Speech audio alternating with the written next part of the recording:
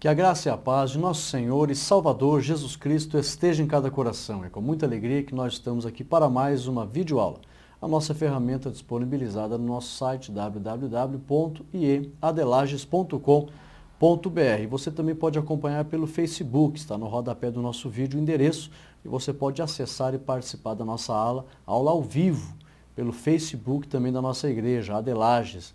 Você então vai agora acompanhar comigo a segunda lição desse trimestre. Quero te convidar a ficar comigo até o final.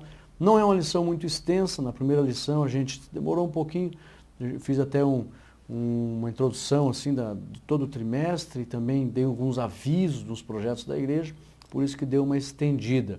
Mas a lição é curta também, a lição número 2, e esse trimestre eu estive já dando uma estudada, assim, panorâmica em todo o trimestre, e eu estou maravilhado como o Espírito Santo direcionou nosso pastor Claudionor de Andrade para nos instruir acerca do assunto evangelização. E hoje, na lição número 2, nós vamos ver aqui, ela tem como título, Deus, o primeiro evangelista. Nós vamos entender um pouco aqui acerca do assunto de teontologia. Quando você estuda especificamente acerca da pessoa de Deus, você entra na matéria de teontologia. Na teologia você aprende sobre as três pessoas da Trindade.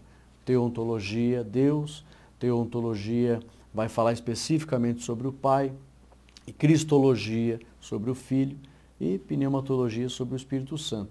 E em relação à teontologia, que mostra a pessoa do Senhor Deus e a sua personalidade, seus atributos, seu caráter, nós vamos aprender que Deus, ele é um Deus de decretos.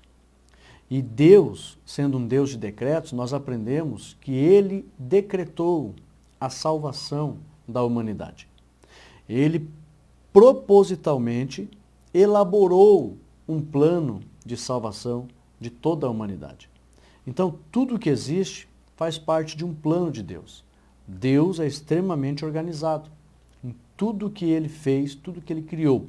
E também dentro da questão da teontologia, eu tenho aqui alguns estudos, nós trabalhamos também com palestras, e se você quiser assim algum subsídio, algum conhecimento a mais, quem sabe até, dependendo da nossa agenda, um dia a gente possa até atender um convite para palestrar na sua igreja. Você pode ver no início do vídeo, aparece meu e-mail, pode entrar em contato comigo, fazer perguntas pelo meu e-mail, e quem sabe um dia a gente terá o privilégio de estar até a tua igreja, indo até a tua igreja, participar de alguns estudos bíblicos com os irmãos.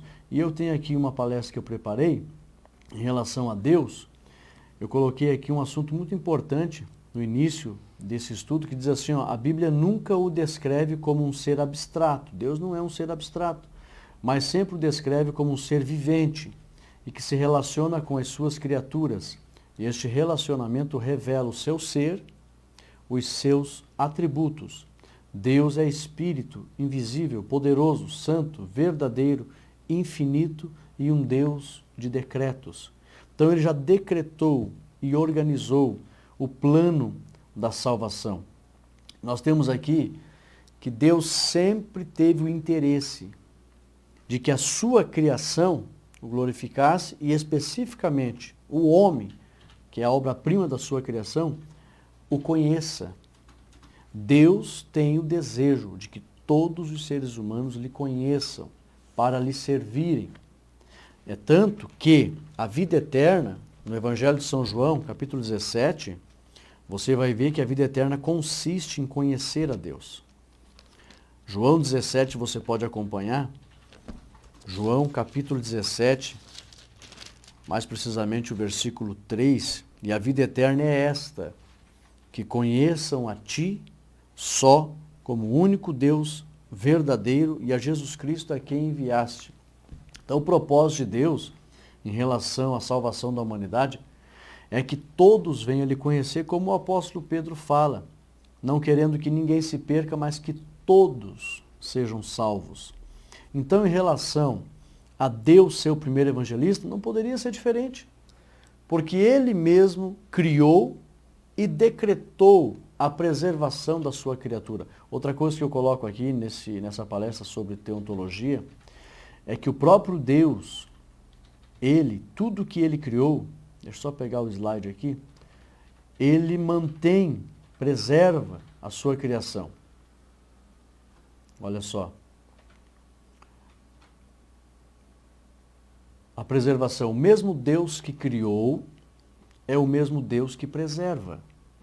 Cristo é quem sustenta e preserva todas as coisas, conforme Hebreus 1 e 3. Então, se Deus, Cristo, a Trindade, eles criaram e preservam todas as coisas, é lógico que o primeiro a agir em função de fazer com que todos lhe conheçam é o próprio Deus. Por isso que a lição vem dizendo que Deus é o primeiro evangelista. Porque ele mesmo decretou a salvação, ele mesmo criou e determinou preservar a salvação, e é lógico que ele mesmo tomou a iniciativa de colocar em prática a evangelização. Eu costumo dizer que o próprio Deus é o Evangelho. Porque o Evangelho é boa nova. E a Bíblia diz que Deus é bom. Deus é muito bom. E ele mesmo é o Evangelho. E ele deseja que as pessoas lhe conheçam. Logo, é o Evangelho sendo posto diante dos seres humanos. Então é o próprio Deus se revelando para os seres humanos.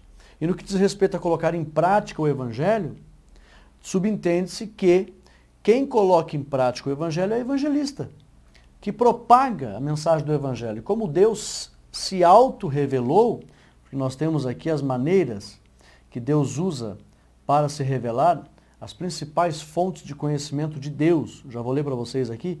Então Deus se revela. Ele se revelando, o Evangelho está sendo mostrado, porque ele é o próprio Evangelho, ele é a própria Boa Nova. E Deus colocando em prática a ação de se revelar, subentende-se que ele, logo, é um evangelista. E Deus, sempre, sempre mesmo, que se revelou e fez conhecer o seu Evangelho, ele coloca no coração daquele que é evangelizado a consciência de que todos precisam ser evangelizados. E logo aquele que é evangelizado também assume o compromisso de evangelizar. Por isso nós vamos ver aqui que Abraão foi evangelizado e logo se tornou evangelista. Eu até coloquei aqui uma frase: o maior objetivo da evangelização é alcançar a todos. Logo, quem é evangelizado recebe a consciência deste objetivo e passa a ajudar na conquista desse objetivo, que é evangelizar a todos. Mas aqui, em Hebreus 1 e 3, nós vemos que Cristo sustenta todas as coisas. Olha só. O qual, sendo o resplendor da sua glória e a expressa imagem da sua pessoa, e sustentando todas as coisas pela palavra do seu poder, havendo feito por si mesmo a purificação dos nossos pecados, assentou-se à destra da majestade nas alturas. Cristo é quem sustenta. Esse sustentar significa preservar. Então, mesmo Deus que criou, é o Deus que tomou a iniciativa de preservar. Logo, se Deus quis preservar, ele mesmo arquitetou, projetou e executou. Até tem um hino que diz, né, que o Pai elaborou, o Filho executou e o Espírito Santo é o ajudador. Então, Deus, na sua onipotência, em ser trino, as três pessoas da Trindade, eles então preservam a sua criação. E nesse ato de preservar, desde o Antigo Testamento, o pastor Claudio Honor foi muito feliz em todo esse trimestre, e ele coloca aqui nessa lição que a evangelização que Deus fez, ela se popularizou em Abraão.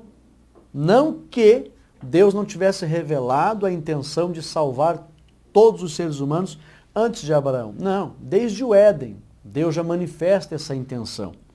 Mas, se você quiser anotar aí, a evangelização se popularizou a partir de Abraão, onde Deus especificamente faz promessas de que, quando você lê na Bíblia, a palavra abençoar ou abençoarei está intimamente ligada com a vida eterna, com a salvação. E o próprio Deus disse: abençoarei todas as famílias da terra. Ali então ficou claro o propósito da evangelização mundial, dado início pelo próprio Deus. E aí então você percebe que a partir de Abraão, o assunto evangelização iniciado por Deus se popularizou É por isso que o pastor Claudianor de Andrade começa aqui a lição falando da chamada de Abraão. Nós já vamos entender mais especificamente. Como Deus ele quer se revelar, na doutrina da teontologia, existem aqui as principais fontes de conhecimento de Deus. Tem a fonte intuitiva, tem a fonte de revelação, tem a fonte de tradição oral, tem a revelação ativa, que é a revelação direta de Deus aos homens por experiência própria. Foi o que aconteceu com Abraão. Deus pessoalmente evangelizou Abraão. E então aqui uma revelação ativa. Aí nós temos aqui revelação passiva, que é aquela que é passada de geração em geração, conforme Deuteronômio 4:10. A revelação externa na criação, a revelação interna que está na razão, a revelação especial, que foi a vinda de Cristo, e a anotação da palavra, Cristo é o verbo vivo, e a revelação experimental, onde as pessoas têm experiências variadas com as coisas espirituais vindas da parte de Deus. Então, o próprio Deus, na doutrina da teontologia, ele se deu a conhecer e revela que o seu grande desejo é que todos lhe conheçam. Por isso que ele organizou um plano de divulgação dessa boa nova e iniciou este projeto evangelizando as pessoas. Começando aqui, ou mais propriamente falando, se popularizando através da chamada de Abraão. Nós temos aqui o primeiro tópico. Antes ainda, só para você ficar inteirado, que às vezes tem pessoas que não adquirem nem a lição, não vão na escola dominical, e aí por isso que é importante a gente mencionar onde é que está o texto áureo, a leitura bíblica em classe. É claro que a grande maioria tem a lição, mas se caso você, de repente, nem evangélico é e gosta de assistir às aulas e não adquiriu a lição, nem frequenta a igreja, o texto áureo está baseado em Gálatas 3:8. Olha que lindo esse texto para você entender que Deus foi o primeiro evangelista, elaborou tudo. Olha só, ora, tendo a Escritura previsto, Gálatas 3:8. Ora, tendo a Escritura previsto que Deus havia de justificar pela fé os gentios, anunciou primeiro o evangelho a Abraão, dizendo, todas as nações serão benditas em ti. Então note que Deus anunciou ele próprio. Então por isso que ele foi e é o primeiro evangelista. Então, é muito lindo esse texto aqui, a revelação que Paulo teve, o entendimento e o discernimento que Paulo teve e deixou relatado para os irmãos da igreja na Galácia que Deus anunciou primeiro o evangelho a Abraão. E a partir dali, é como se Paulo quisesse explicar, se popularizou o projeto da evangelização. E Deus deu início e todos aqueles que foram evangelizados por Deus entenderam que o objetivo de Deus é fazer com que o mundo inteiro lhe conheça e todo aquele que é evangelizado, ele abraça também essa responsabilidade de dar sequência ao propósito da evangelização mundial. Por isso que Abraão se tornou também um evangelista. Verdade prática diz assim, Deus que deu início ao trabalho de evangelização exige de cada um de nós uma atitude evangelística, responsável e amorosa. É claro que Deus ele exige de nós, porque se o grande propósito de Deus, até o Dr. Oswald Smith, pregando num congresso de missões em Berlim, ele diz assim, se o grande propósito de Deus é fazer com que o mundo inteiro lhe conheça, e você, referindo-se ele à igreja, não está interessado em evangelismo e missões, há uma grande probabilidade de que você nunca tenha nascido de novo. Porque aquele que nasce de novo, ele recebe a natureza de Deus, e aí então, a natureza de Deus estando nele, é natural que ele também dê sequência à obra da evangelização. Por quê? Porque a obra da evangelização revela o caráter de Deus em relação ao desejo de salvação de todos os povos, de todas as pessoas. Se você olhar para a pessoa de Deus, e eu vou fazer uma pergunta para você. Algumas coisas marcam a pessoa de Deus. Algumas coisas revelam as marcas de Deus, o seu caráter. E dentre essas coisas está a evangelização. Deus, ele sempre evangelizou. Logo, uma pessoa que tem a natureza de Deus é obrigado também a ter essas marcas de Deus, porque Deus mora nele, Deus habita nele. Então, por que eu estou sendo enfático em relação a isso? Pessoas que se dizem cristãos, que aceitaram a Cristo, dizem ter parte da natureza de Deus e não se interessam por evangelismo e missões, tem que rever algumas questões aí, porque todos aqueles que têm a natureza de Deus vão se interessar pela obra da evangelização, porque evangelização é a marca que Deus deixou no que diz respeito às suas ações. Nós aprendemos em lições passadas que misericórdia diz respeito aos sentimentos de Deus e graça diz respeito às ações de Deus. Sempre quando Deus agiu na terra, entre os homens e a favor dos homens, ele está manifestando a sua graça. E a evangelização é a manifestação da graça do Senhor. Muito mais agora, depois que o próprio Cristo veio, caminhar entre a terra e evangelizar os povos. Mas a leitura bíblica em classe está baseada em Gênesis 12, do 1 ao 8, onde aparece ali Deus sendo evangelizado, aliás, Deus evangelizando Abraão, ou Abrão, aparece a partir do versículo 1 até o versículo 8, onde a palavra diz aqui, ora, o Senhor disse a Abrão, sai de tua terra, de tua parentela. Vamos entender algo aqui.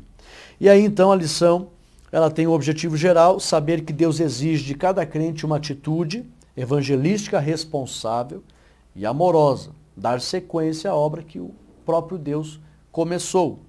Objetivos específicos, explicar que na chamada de Abraão tem início o Evangelho de Jesus Cristo, se popularizou esta obra. Segundo, mostrar que a Bíblia é um livro essencialmente evangélico, toda a Bíblia você vai ver a obra da evangelização. E terceiro, saber que Israel, como povo escolhido do Senhor, deveria ter executado o trabalho de Deus. Eu costumo dizer que apesar de Israel ter falhado, Deus não falhou. Porque Israel falhou, mas Deus não falhou. Deus levantou a igreja. Israel falhou em quê? Era para todas as nações conhecerem a Deus por meio de Israel. Israel falhou, mas Deus não falhou. Levantou a igreja por meio de Jesus Cristo. E a igreja agora vai dar sequência a este grande e maravilhoso projeto. Mas também chama atenção para o compromisso que a igreja tem. Olha o tamanho da responsabilidade. É uma responsabilidade muito grande o fato da igreja ter que dar sequência à obra da evangelização. A primeira parte nós temos aqui a chamada de Abraão. Qual é o ponto de destaque aqui na chamada de Abraão? É que a partir de Abraão, o projeto evangelístico de Deus se popularizou. Então o ponto de destaque aqui é que a partir de Abraão, esse projeto de evangelização se tornou popular, mais amplo, mais conhecido entre o seu povo e as pessoas. Nós temos aqui, primeiro tópico, Abrão o caldeu. Qual é o ponto de destaque aqui? Abrão era gentil. Em outras palavras, no contexto moderno, Abrão não era crente. Ele morava... Por que diz aqui que Deus o chamou? Olha o subsídio teológico aqui. Vou falar para vocês aqui, o subsídio teológico. Deus chamou Abraão e disse para ele sair do meio da sua parentela. Abraão o caldeu. A Caldeia, a antiga Caldeia, diz respeito à localidade da antiga Babilônia. Então, esse que era a Mesopotâmia, esse contexto geográfico onde as pessoas moravam, 99% das pessoas que estavam ali eram politeístas, animistas, adoravam tudo aquilo que tinha ânimo, adoravam pseudos deuses. E aí então se fez necessário Deus evangelizar Abraão, porque o evangelho, essencialmente o evangelho é puro. Deus é santo. Então não pode, aonde Deus vai evangelizar, fazer com que o evangelho fique misturado com o paganismo. Não, o evangelho é uma coisa muito pura. Deus é santo. Então se faz necessário que haja uma separação. Então Deus evangelizando Abraão, automaticamente teve de tirá-lo da sua parentela. Até os historiadores dizem que o próprio nome Tera, pai de Abraão, está relacionado a deuses. Naquela época especificamente, naquela época mais adorada era a lua, até a península do Sinai, né? Sinar, diz respeito também a uma divindade que estava relacionada à lua. Então são vários pseudo-deuses que existiam naquele mundo antigo. A primeira religião do mundo, vou usar essa expressão aqui num contexto moderno, a primeira religião do mundo era o teocentrismo adâmico. Mas depois que Caim se separou, depois daquela rebelião, aí os descendentes de Caim se voltaram ao animismo. Poderia dizer então que seria a segunda religião do mundo, o animismo. Que é isso? Você então achar que aquilo que tem ânimo pode ser uma divindade. E aí então as pessoas começaram a adorar o sol, a lua, a água, as árvores, as plantas e etc., as estrelas. E aí então nesse contexto aqui da Caldeia, antiga Caldeia, um período acádico da região babilônica, que não era Babilônia ainda, mas era a antiga Caldeia mesmo, e Deus tirou Abraão dali por causa do paganismo. Evangelizou Abraão e tirou, separou. É por isso que eu costumo dizer que o Evangelho faz com que ocorra uma santificação, uma separação. O Evangelho traz separação do mundo do pecado. Deus, é importante lembrar que ele, no início desta obra de evangelização, deixou bem claro que tem que haver um abandono, tem que haver uma renúncia, tem que haver uma mudança, tem que haver uma separação.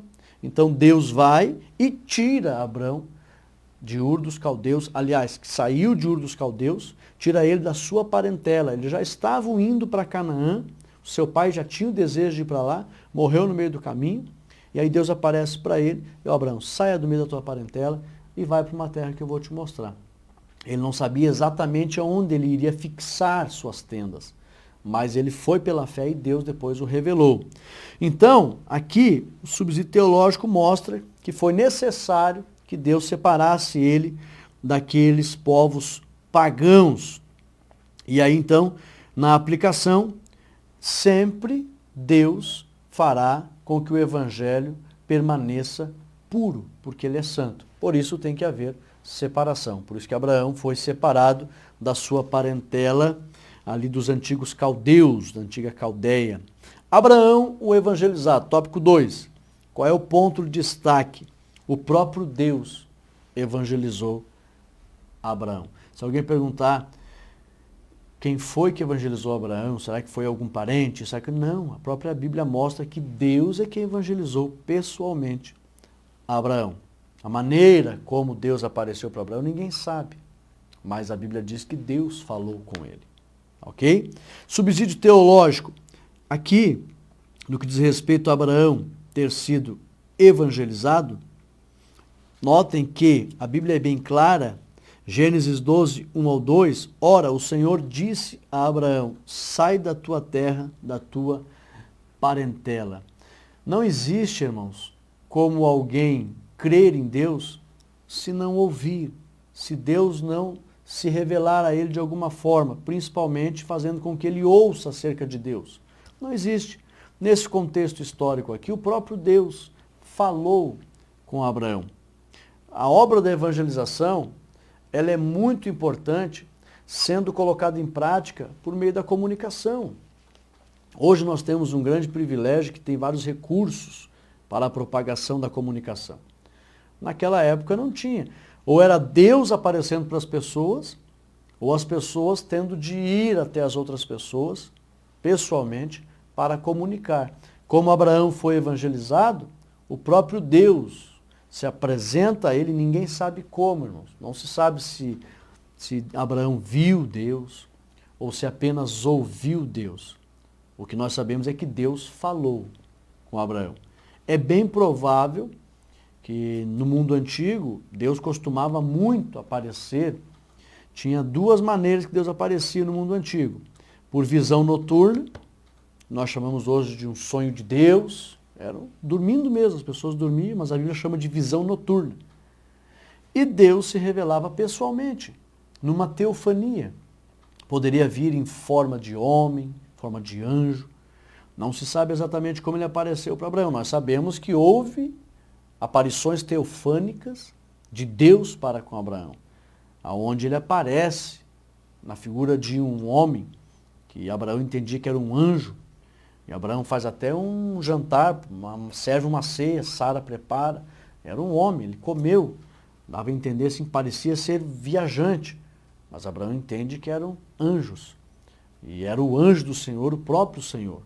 Então, mas aqui, na evangelização, ninguém sabe, mas o que se sabe é que o próprio Deus evangelizou Abraão. Isso é tremendo. Às vezes eu fico pensando, tem pessoas que não se envolvem na obra da evangelização e o próprio Deus toma a iniciativa. Esta obra é uma obra tão nobre, é tão próprio da personalidade de Deus. Isso revela tanto o caráter de Deus e o quanto Deus se interessa e ama a evangelização, que a Bíblia diz que os anjos querem evangelizar. Os anjos, porque eles conhecem a Deus, sabem, eles não participam de todos os desígnios de Deus, mas moram na habitação de Deus e entendem acerca do agir de Deus. E ele sabe que isso é um assunto que importa muito a Deus. E diz a Bíblia que os anjos atentam pregar o Evangelho. E Deus deixou isso nas mãos de um medianeiro, colocou nas mãos de um homem. Cristo, mediador, e agora a igreja. Mas antes ainda de Cristo, Deus já vinha colocando o Evangelho nas mãos dos seus servos para que essa obra fosse executada. Notem, e a gente percebe, se fosse perguntar quais são os assuntos que mais agradam a Deus, que mais Deus se interessa. Não tem hoje pessoas que, se você vai às vezes conversar, você pergunta o que fulano gosta, o que mais interessa a ciclano, pelo que fulano gosta. Não tem? Tem. Se fosse perguntar quais são os assuntos que agradam a Deus, cujo qual ele se importa, ele se interessa, sem dúvida nenhuma um deles é a evangelização. É próprio de Deus. Então o próprio Deus evangelizou Abraão. Nós temos aqui a aplicação. Se o próprio Deus evangelizou, quem somos nós para não querer evangelizar? Jamais pode haver no coração de um cristão a falta de interesse, o desinteresse pela obra da evangelização. Tomemos cuidado, porque a verdade prática ela é muito séria dessa lição. Eu vou repetir. Deus, que deu início ao trabalho de evangelização, exige de cada um de nós uma atitude evangelística, responsável e amorosa. Nós temos aqui o terceiro tópico, o evangelista Abraão. Ponto de destaque. Abraão deu sequência à obra de evangelização. Por quê? Subsídio teológico. Anote aí. Se o maior objetivo de Deus é a evangelização, logo é automático que o evangelizado dê sequência à realização desse objetivo. Então, Abraão, que recebeu de Deus as boas novas, de ser abençoado e também depois dele todas as nações, automaticamente entra. Anote isso aqui, ó. Quem é evangelizado recebe a consciência deste objetivo e passa a ajudar no cumprimento desse propósito. Automaticamente. Então, uma pessoa que é evangelizada, ela é grandemente agraciada, porque ela sabe que é a boa nova de salvação, ela sabe que é a boa nova de vida eterna, mas imediatamente ela recebe a consciência de que não é só para ela, que o interesse de Deus não é somente que ela seja salva. Imediatamente ela entende, tem a consciência de que quem não tem a salvação ainda, Deus também quer salvar. Agora, não é só Deus trabalhando na evangelização. Vem a consciência imediata de que eu ajudarei o Senhor.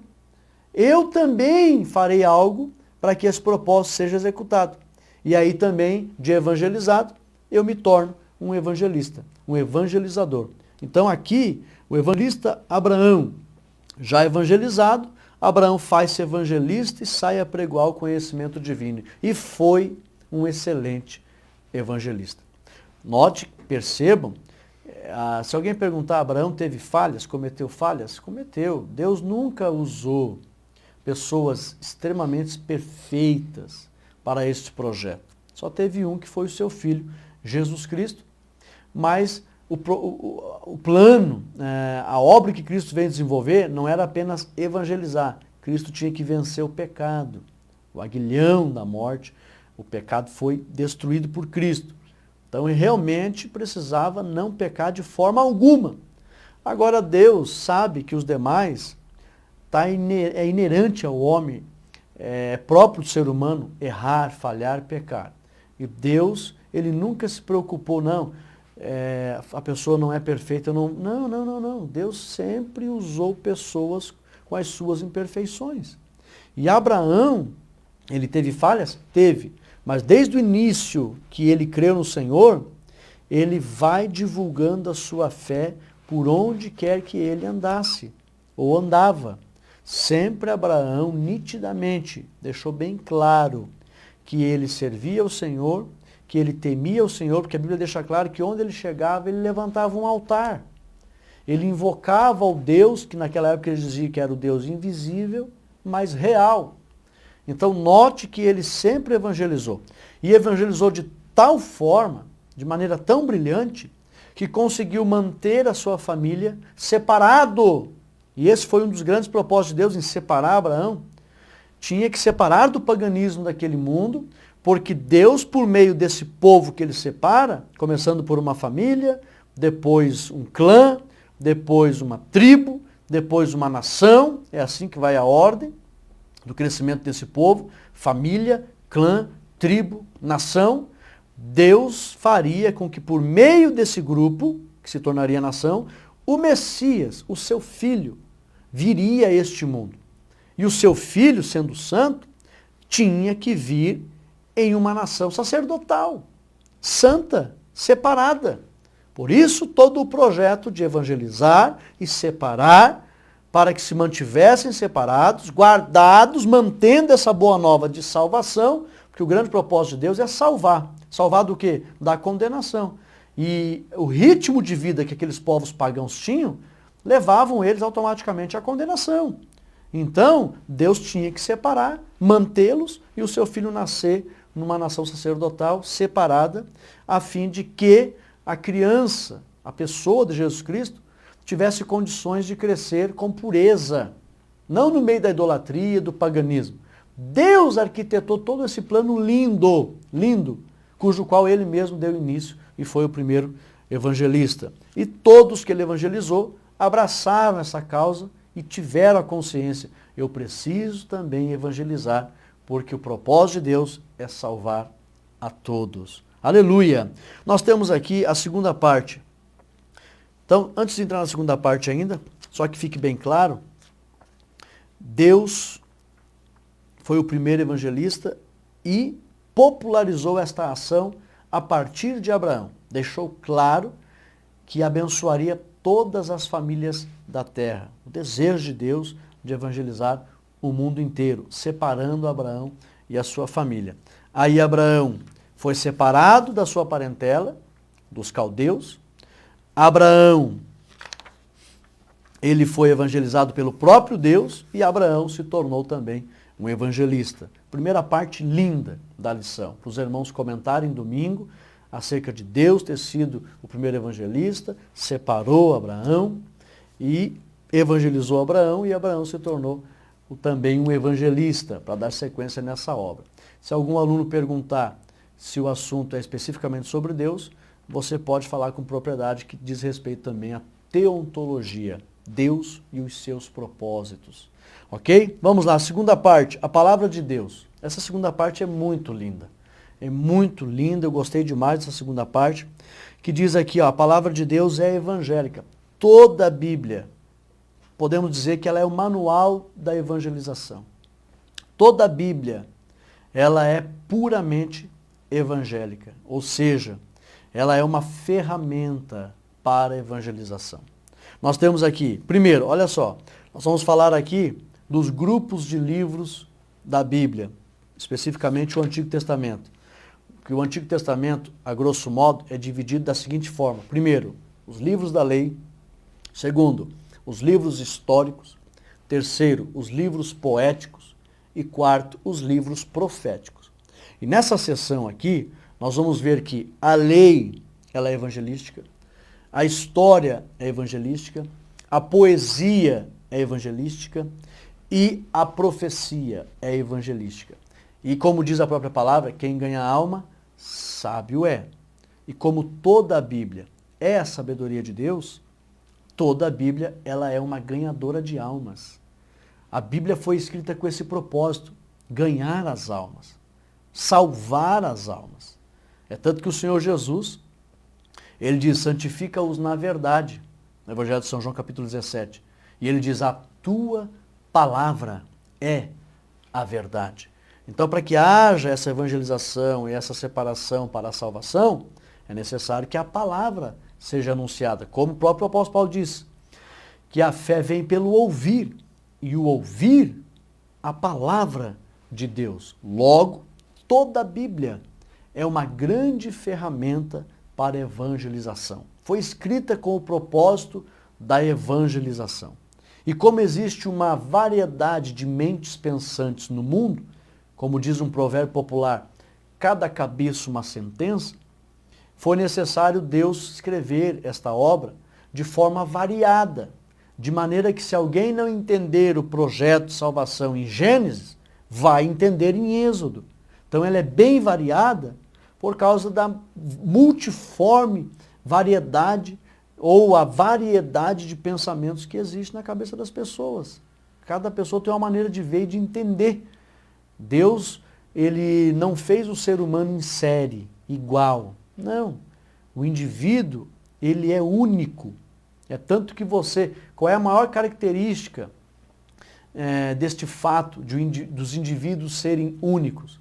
Você nunca vai encontrar no mundo uma impressão digital igual. Então, todo mundo é diferente. E por haver essa diferença de pensamentos, é que a Bíblia é tão diversa na maneira de expor o projeto de Deus. E aqui o primeiro tópico vem dizendo, a lei de Moisés é evangélica. Nós temos aqui, ponto de destaque, a lei, ela anuncia a salvação a todas as nações. A própria lei, nós temos aqui no início, na primeira lição, nós vimos aqui que a obra da evangelização ela é tríplice. Ela é tríplice. Está escrito aqui no subsídio bíblico-teológico da parte 2.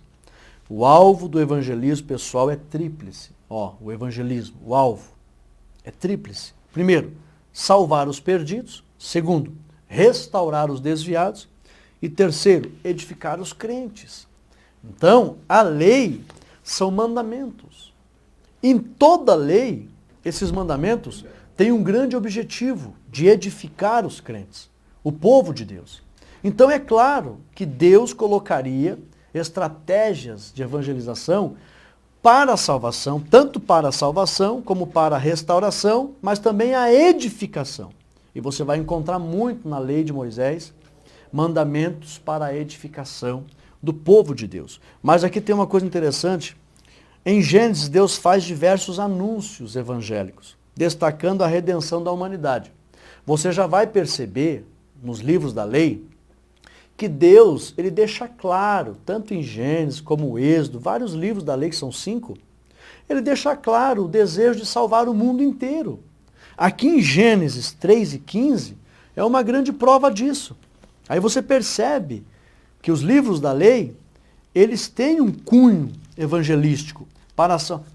Quando a gente fala aqui de evangelização, irmãos, é bom que a gente deixe bem claro que o desejo de Deus é salvar o mundo inteiro.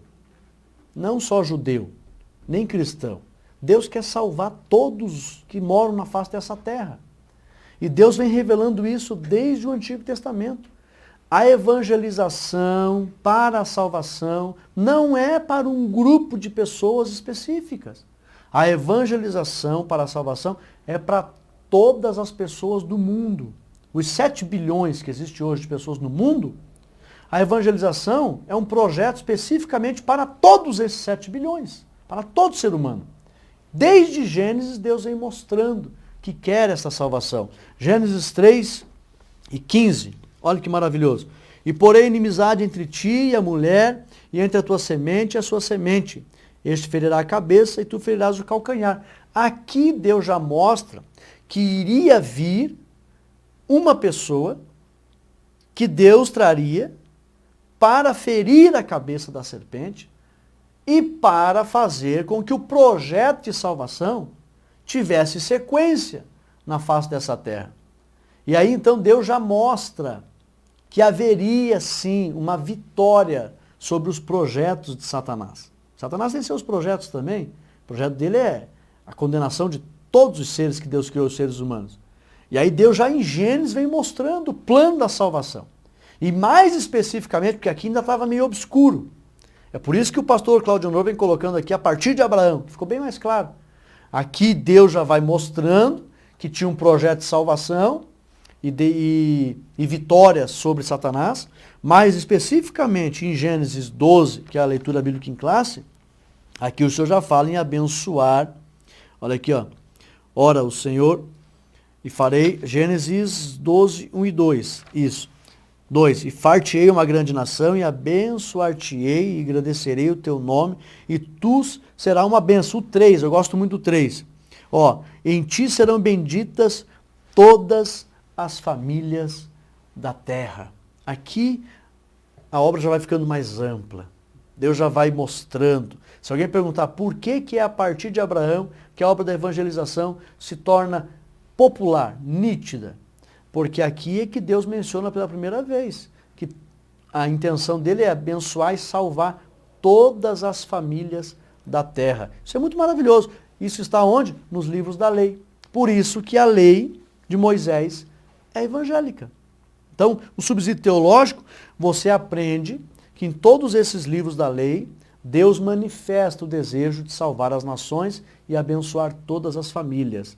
Então, na aplicação pessoal, se Deus deseja a salvação de todos, nós não podemos ficar indiferentes a esse sentimento. Nós também devemos desejar a salvação, devemos ter sim o desejo pela salvação de todas as pessoas na face da terra, sem fazer acepção.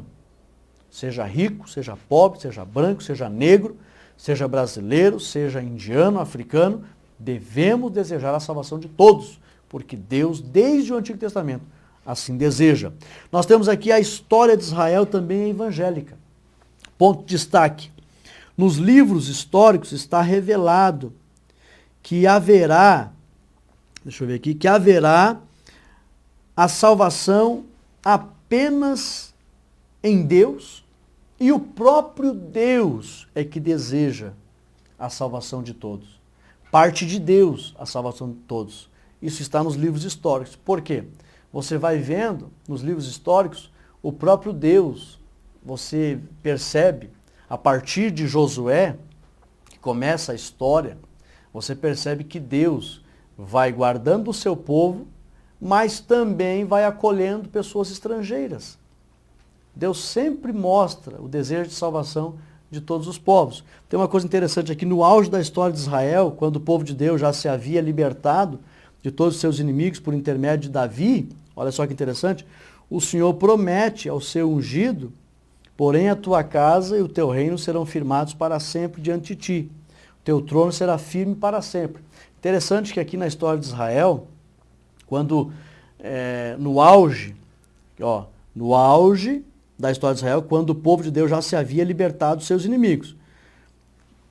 Quando Josué entrou na Terra Prometida, um período de quase 300 anos, Israel ali viveu o período mais negro de idolatria que existiu em Israel. Foi o período dos juízes.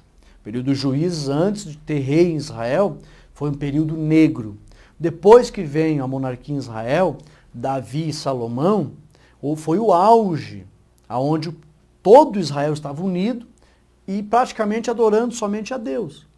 Mas, infelizmente, nós conhecemos a história, eles se dividiram e acabaram voltando para a idolatria. Mas ali no auge, Deus então mostrou, dizendo, olha, eu vou estabelecer o teu trono, e esse trono, olha só que lindo, eu acho lindo isso aqui, ó.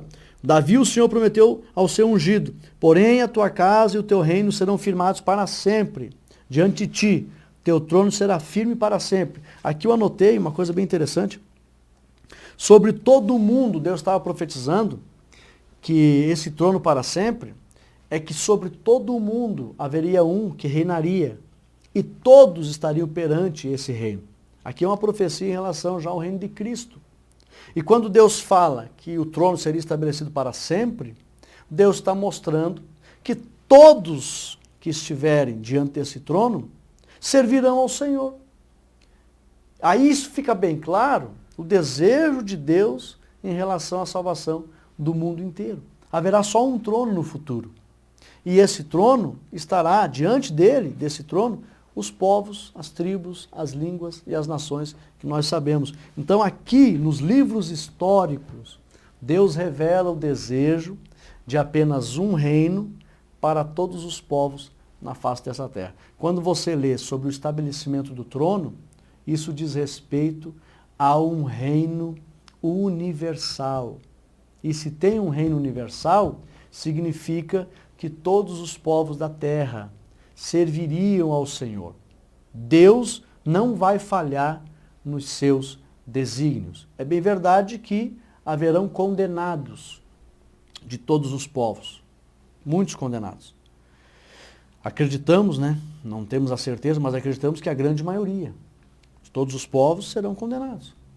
Mas é bem verdade que existirão salvos de todos os povos. Eu creio na salvação de pessoas de todos os povos, tribos, línguas e nações. O próprio Deus profetiza, todas as famílias da terra serão benditas, aquelas, é claro, que forem salvas, né? De toda a terra, de todos os povos. Então, os livros históricos revelam também as boas novas de salvação. A poesia de Israel. É claro, irmãos, que isso aqui são tópicos pequenos. Você vai entrar em todos os livros históricos, você vai encontrar muitas informações. Procure nos livros históricos aonde aparece Deus abrindo espaço de salvação para estrangeiros. Aí você vê Josué entrando na terra prometida e qual foi a mulher que foi salva que morava lá sua casa em cima da muralha de Jericó? Uma mulher chamada Raabe. Ela foi aceita entre o povo de Deus. Aí você vê outros povos que tinham também o desejo de conhecer e temer a Deus, eles eram aceitos. Tinha até leis em relação a isso, a aceitarem os peregrinos que desejassem morar e habitar em Israel. Era para ser bem tratado, tinha lei sobre isso. Então Deus sempre teve o desejo de acolher e salvar todos os povos. Na poesia, nos livros poéticos, que também são evangelísticos, eu gosto muito da passagem de Jó, quando Jó fala: eu sei que o meu Redentor vive e por fim se levantará sobre toda a terra. Aqui, eu coloquei algo interessante aqui, ó. Os poéticos revelam que toda a terra serviria ao Senhor ou servirá ao Senhor, e Jesus também será principalmente o Deus de toda a terra. Porque Jó aqui, numa revelação tremenda, interessante que naquela época não tinha Bíblia, né? Parece que os homens daquela época eram muito mais espirituais do que hoje. Serviram a Deus sem Bíblia e tinham mais fé do que muitos hoje, que tem 3, 4 Bíblias dentro da sua casa. E Jó, numa revelação tremenda e numa demonstração de profunda espiritualidade e discernimento das coisas de Deus, ele diz: eu sei que o meu Redentor vive. Ele estava dizendo: eu não vou ficar nesse estado aqui para sempre. Nós sabemos o estado que ele estava quando ele falou isso. Ele estava apodrecendo pela lepra. Eu sei que o meu Redentor vive, então eu não vou viver assim para sempre. Haverá uma restauração. Eu sei que o meu Redentor vive e por fim se levantará sobre essa terra. Estava profetizando o reino universal de Cristo. E automaticamente sobre toda a terra. Não só sobre os judeus ou sobre A ou B. Não, toda a terra. Então aqui os livros poéticos também revelam ser livros evangelísticos, aonde a mensagem do evangelho é também anunciada nos livros poéticos. E também o livro dos Salmos, eu gosto muito, o livro dos Salmos, várias vezes os salmistas convocam todos os povos a bendizer ao Senhor, todas as nações a bendizer ao Senhor. Então aqui os livros poéticos também revelam isso. Tópico 3, os profetas são evangélicos. Ponto de destaque, também todos os profetas maiores e os profetas menores tinham também um propósito evangelístico muito grande. O profeta Isaías profetizou várias vezes acerca do projeto redentor de Cristo e a salvação dos outros povos. Deus ser anunciado. E o próprio Deus fala para Ezequiel, para Jeremias, que tinha levantado eles como profetas para as nações. Nós vemos profetas profetizando não só dentro de Israel, mas para outros reis, para outras nações, como foi o caso de Jonas, que foi profetizar para os ninivitas. Então nós vemos também que os livros proféticos são extremamente evangelísticos, com o propósito de evangelizar não só os judeus, os israelitas na época em questão, mas também a todos os povos. Isso é maravilhoso. Eu tenho um slide aqui de um estudo meu, que diz aqui Cristo nas Escrituras. Cristo nas Escrituras. Nós vemos aqui que em Gênesis, note como a Bíblia ela é muito evangelística, que o tema central de toda a Bíblia é Cristo. Cristo é o Redentor, é o Salvador do mundo. Então você percebe que em Gênesis Jesus é o Cordeiro Pascual, é o Cordeiro do altar de Abraão, aliás. Gênesis, Jesus é o Cordeiro do altar de Abraão. Êxodo, Jesus é o Cordeiro Pascual. Levítico, ele é o sumo sacerdote. Em Números, ele é a nuvem durante o dia e a coluna de fogo durante a noite. Em Deuteronômio, ele é a cidade de nosso refúgio. Em Josué, ele é o tecido vermelho na janela de Raabe. Em Juízes, em Josué também ele é o grande general. Em Juízes, ele é o nosso juiz, cuidador da nossa alma, o dono da nossa vida. Em Rute, ele é o nosso parente redentor. Em 1º e 2º Samuel, ele é o nosso profeta confiável, é o nosso guia. Nos livros de Reis e Crônicas, ele é o nosso soberano, único rei. Em Esdras, ele é o escriba fiel. Em Neemias, ele é o construtor de tudo. Em Ester, ele é o grande intercessor, como Mordecai. Ele é o fiel ajudador. Em Jó, ele é o Redentor que vive para sempre. Em Salmos, ele é o grande pastor que não nos deixa faltar nada. Em Provérbios e Eclesiastes, ele é a própria sabedoria. Em Cantares, ele é o belo noivo e amado. Em Isaías, ele é o servo sofredor. Em Jeremias e Lamentações, ele é o profeta que chora. Em Ezequiel, ele é o maravilhoso homem de 4 faces. Em Daniel, ele é o 4º homem da fornalha. Em Oséias, ele é o amor sempre fiel. Em Joel, é ele quem batiza com o Espírito Santo. Em Amós, ele quem leva os nossos fardos. Em Obadias, ele é o Salvador. Jonas, ele é o grande missionário que leva ao mundo a palavra de Deus. Em Miqueias, ele é o mensageiro dos pés formosos. Em Naum, ele é o vingador. Em Abacuque, ele é o grande sentinela que não dorme. Em Sofonias, ele é o Senhor poderoso para salvar. Em Ageu, ele é o restaurador da herança perdida. Zacarias, ele é a nossa fonte. Malaquias, ele é o filho da justiça, com a cura em suas asas. E aí, irmãos, o tempo não permite, cada evangelho, nos evangelhos, no livro histórico do Novo Testamento, que é Atos, nas epístolas pastorais, nas epístolas universais, em Apocalipse, cada obra revela Cristo. Isso significa que de Gênesis a Apocalipse, toda a Bíblia, ela é extremamente evangelística. Por quê? Porque ela apresenta Cristo, o Salvador. Este é o propósito da evangelização, a salvação na pessoa de Jesus Cristo. Eu não vou ler aqui o que Cristo representa nos evangelhos, no livro histórico, nas epístolas pastorais, universais, o Apocalipse, que o tempo não permite. Mas, para você entender que toda a Bíblia, Cláudio Honor de Andrade, o pastor, colocou aqui que o Antigo Testamento, lei, história, poesia e profecia, anuncia o Evangelho da salvação.